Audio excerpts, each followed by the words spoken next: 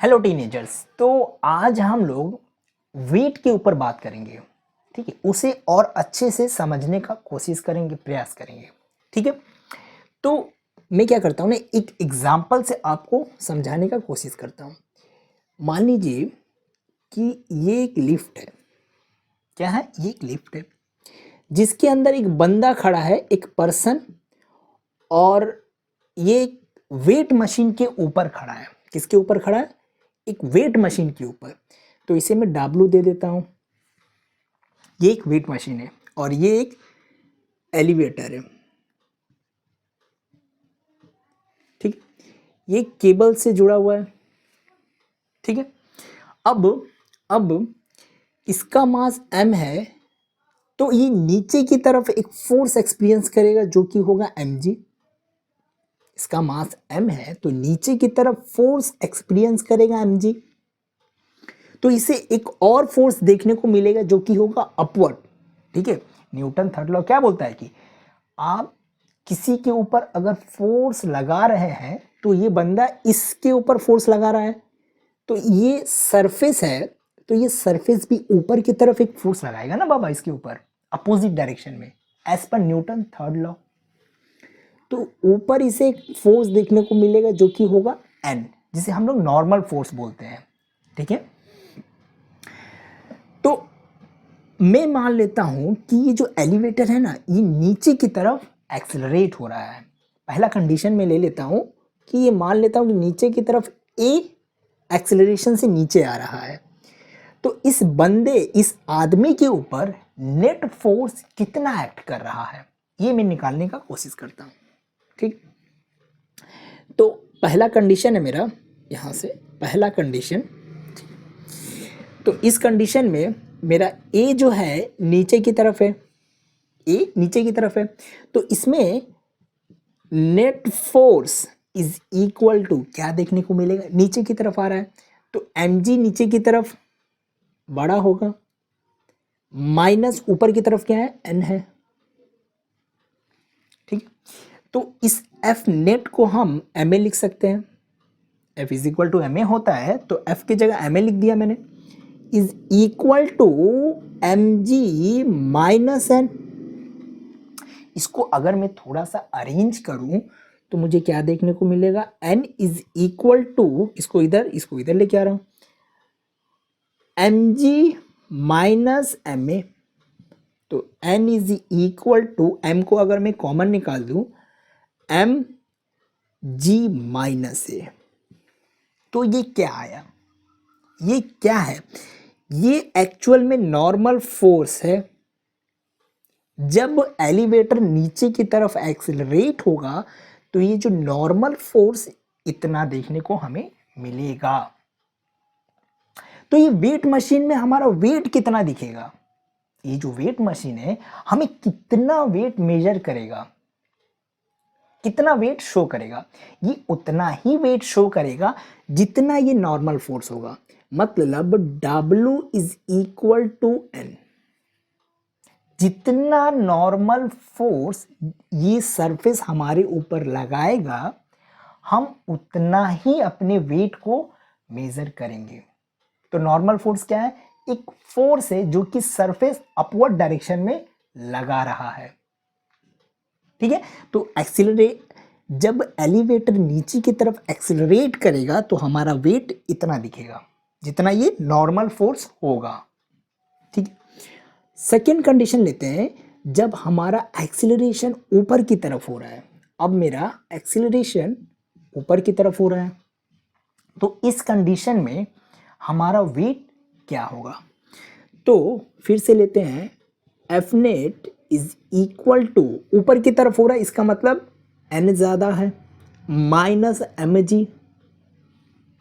तो इस एफ को मैं एम ए लिख दे रहा हूं, कोई दिक्कत की बात नहीं होगा, एम जी। इसको अगर मैं थोड़ा, ओ सॉरी, ऊपर की तरफ हो रहा है ना, तो N minus M G minus, ठीक है, कोई दिक्कत नहीं, सही है। तो n इज इक्वल टू, इसको अरेंज करूंगा तो क्या देखने को मिलेगा? M G plus M A. m को कॉमन ले लूंगा तो g प्लस ए।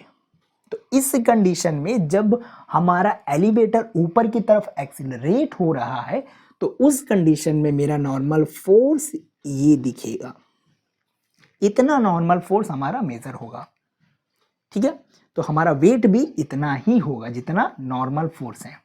ठीक है, एक और कंडीशन लेते हैं, तीसरा कंडीशन, जब हमारा एक्सीलरेशन जीरो है। एक्सीलरेशन जीरो का क्या मतलब है? एक्सीलरेशन जीरो का मतलब है कि वेलोसिटी कांस्टेंट है। एक्सीलरेशन जीरो का मतलब होता है वेलोसिटी कांस्टेंट। तो इस कंडीशन में हमारा वेट कितना मेजर होगा? तो फिर से लेते हैं, अच्छा ऊपर की तरफ नहीं, कांस्टेंट है ना, तो कांस्टेंट में एलिवेटर नीचे आए या ऊपर जाए कोई फर्क नहीं पड़ता है। ठीक है, तो हम इसको उठा लेते हैं, n is equal to m g plus a। n is equal to m g, acceleration zero, कोई मतलब नहीं इसका, तो हमारा जो नॉर्मल फोर्स होगा वो होगा mg। तो हमारा वेट भी इतना ही होगा जब एलिवेटर कांस्टेंट वेलोसिटी के साथ मूव कर रहा है, तो हमारा वेट इतना मेजर होगा। क्लियर? ठीक, अब एक आखिरी कंडीशन लेते हैं। मान लो कि ये केबल कट गया, टूट गया, तो उस कंडीशन में मेरा जो एक्सीलरेशन है ये किसके बराबर हो जाएगा? जी के बराबर हो जाएगा। ये दोनों बराबर हो जाएंगे नीचे की तरफ। तो उस कंडीशन में मेरा वेट क्या दिखेगा? नीचे की तरफ आ रहा ना, तो नीचे की तरफ ये है एक्सीलरेशन नीचे की तरफ, तो m g माइनस ए किसके बराबर हो गया? g के बराबर, तो a की जगह हम g लिखेंगे, तो g n is equal to m zero, तो n is equal to zero. तो इस कंडीशन में मेरा वेट जीरो दिखेगा। किस कंडीशन में? जब ये फ्री फॉल कर रहा है। तो जब कोई भी चीज फ्री फॉल करता है तो उस कंडीशन में हमारा जो बॉडी होता है ये किसी के साथ कांटेक्ट में नहीं होता है। ठीक है, जब फ्री फॉल होता है तो हमारा जो बॉडी होता है ये किसी के साथ कांटेक्ट में नहीं होता है, जिसके वजह से हमारे ऊपर कोई भी नॉर्मल फोर्स एक्ट नहीं करता है। ठीक है, तो जिसकी वजह से हम अपने वेट को जीरो मेजर करते हैं। ठीक है, तो वेट मेजर करने के लिए, वेट होने के लिए हमें या हमारा बॉडी को किसी के साथ कांटेक्ट में होना जरूरी है। तो अगर कोई बॉडी किसी के साथ कांटेक्ट में है, ठीक है, तभी तो ये ऊपर की तरफ एक फोर्स एक्सपीरियंस करेगा ऊपर डायरेक्शन में।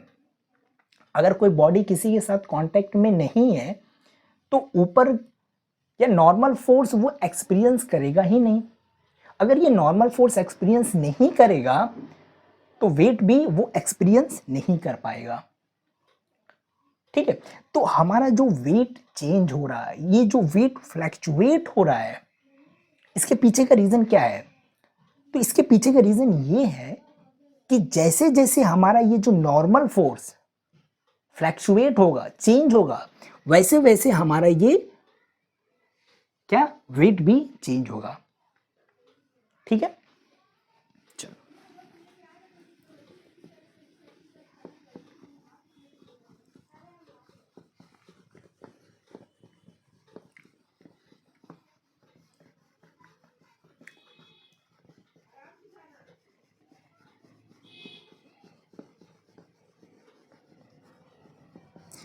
एक और एग्जांपल से मैं आपको एक्सप्लेन करना चाहता हूं कि मान लेता हूं कि ये स्ट्रिंग है, यहां पर एक स्प्रिंग बैलेंस लगा हुआ है। ठीक है, और ये स्प्रिंग बैलेंस है। ठीक है, यहां पर एक बंदर लटका हुआ है, क्या एक मंकी लटका हुआ है, तो इसका मास m है, तो ये नीचे की तरफ एक फोर्स एक्सपीरियंस करेगा mg। ठीक है, तो नीचे की तरफ अगर ये फोर्स एक्सपीरियंस कर रहा है तो ये स्ट्रिंग है, तो इसमें एक टेंशन क्रिएट होगा। क्या क्रिएट होगा? एक टेंशन क्रिएट होगा, तो जो कि होगा इस डायरेक्शन में टी। ठीक है, अगर मान लेता हूं कि ये जो बंदर है अभी केवल खड़ा है, पकड़ करके अभी केवल ये खड़ा है स्ट्रिंग को, तो इस सिचुएशन में ये जो स्प्रिंग बैलेंस है ये क्या मेजर करेगा? ये मेजर करेगा T is equal to mg। ठीक है, इस स्ट्रिंग में उतना ही फोर्स मेजर करेगा ना, ये जितना कि ये नीचे की तरफ फोर्स लग रहा है। ठीक है, तो इस कंडीशन में इस मंकी का जो वेट होगा ये इतना होगा जितना कि इसमें टेंशन होगा। इस स्ट्रिंग में जितना टेंशन होगा उतना ही ये स्प्रिंग बैलेंस इसका वेट मेजर करेगा। ठीक है, अगर मान लो कि ये मंकी ऊपर की तरफ एक्सेलरेट हो रहा है, ऊपर की तरफ एक्सेलरेट हो रहा है, तो इस कंडीशन में इसमें कितना टेंशन होगा? तो F net is equal to T ज़्यादा है माइनस एम जी, तो एफ नेट को एम ए लिख देता हूँ, टी माइनस एम जी, तो इसको जस्ट थोड़ा सा अरेंज करूँगा तो T is equal to M G plus M A देखने को मिलेगा। तो T is equal to M को कॉमन ले लो, जी प्लस ए हो जाएगा। तो इसमें इस स्ट्रिंग में, इस धागे में, इस रस्सी में हमें कितना टेंशन देखने को मिलेगा? इतना टेंशन देखने को मिलेगा।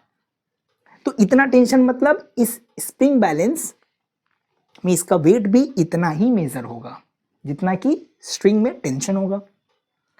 ठीक है, अब वही चीज नीचे की तरफ एक्सेलरेट कर रहा होगा, तो नीचे की तरफ अगर ये भाग रहा होगा तो नीचे की तरफ अगर भाग रहा होगा तो इसमें जो टेंशन होगा कितना होगा? एम जी माइनस ए। तो जैसे जैसे ये टेंशन चेंज हो रहा है वैसे वैसे क्या हो रहा है? इसका वेट भी चेंज हो रहा है। तो यहां पर ये जो वेट है ये कौन डिसाइड कर रहा है? ये टेंशन टी। इस मंकी का वेट कौन डिसाइड कर रहा है? इस रस्सी में जो टेंशन है वही इसका वेट को डिसाइड कर रहा है। ठीक है, तो ये वेट से रिलेटेड कुछ कॉन्सेप्ट था जिसे मैंने आपको बता दिया।